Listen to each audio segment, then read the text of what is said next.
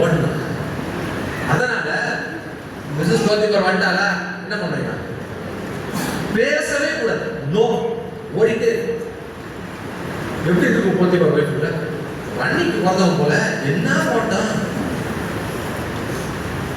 புரியுதா? இதுதான் வேத பார்வை. வசனம் என்ன சொல்லுதோ அதை செய்யு. உன் காமன் சென்ஸை நீ யூஸ் பண்ணாத. இந்த இடத்துல நம்ம இப்படிதான் பண்ணணும். வசனம் என்ன சொல்லுது அதுக்கு போ. Have a biblical view. Final point.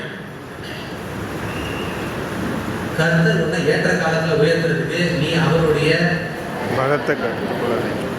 கர்த்தர் உன்னை ஏற்ற காலத்துல உயர்த்துவதை நீ கொஞ்சம் கம்முனு இரு. ஆண்டவர் உன்னை உயர்த்துவார். எப்பயாவது மேல வந்து நினைக்காத, எப்பயாவது ஃபேமஸ் ஆகணும், ப்ராப்ளம் ஆகணும் நினைக்காத. கர்த்தரே உன்னை ஏற்ற காலத்துல கொண்டு வருவாரு. எல்லாருக்கும் தெரிந்த வசனம் தான் 1 பேதுரு 5:8. ஏற்ற காலத்திலே தேவன் உங்களை உயர்த்தும்படிக்கு அவருடைய பலத்த கைக்குள் அடங்கி இருக்கு.